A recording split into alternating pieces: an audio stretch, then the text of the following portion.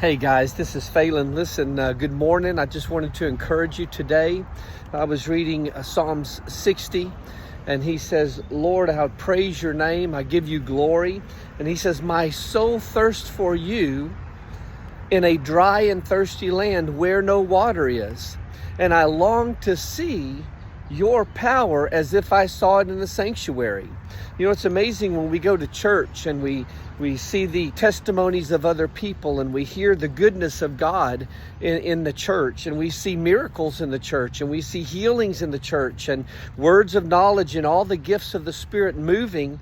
But then sometimes in your life, when you walk out those doors, you have dry land. Sometimes you walk out those doors and you're thirsty and you're wondering where your next step is. Or maybe you had a vision and all of a sudden it just stopped and you don't see a vision anymore. You can't even see, your hand in front of your face. Maybe there are things in life that you're going through and you're going, where is my God? How do I know that? Because I'm going through it now. I've been going through it for a while. But it's one of those things to where David remained faithful, even though he couldn't see God outside of the sanctuary. He remained faithful. And one of the things that he did was in the next scripture, in the next verse, he said this. He said, your loving kindness is better than life.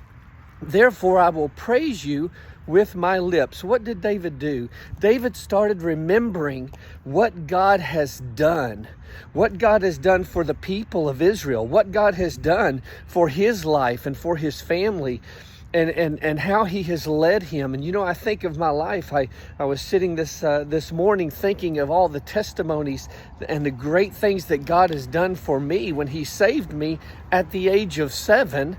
And I have seen his power and his mighty hand working in my life, and his loving kindness, not upon just me, but upon some of my friends, upon the places where he has led me and guided me. Man, I tell you what, even dying for the world, when you start thinking about the loving kindness of God, it changes things. Now, your circumstances might be dry and thirsty for a while until God starts to water it. But I tell you what, he is a faithful God, and he is loving, and his loving kindness will change your circumstance. It will change your mindset, and it will change who you are. So listen, put your armor on. Don't be deceived. Be encouraged. If you're walking through that dry and thirsty land, if you're seeing other people prospering and you don't know why you're not, if you go to church and you hear of all the good things of God in that church and you're wondering where God is in your life, sit back, relax, and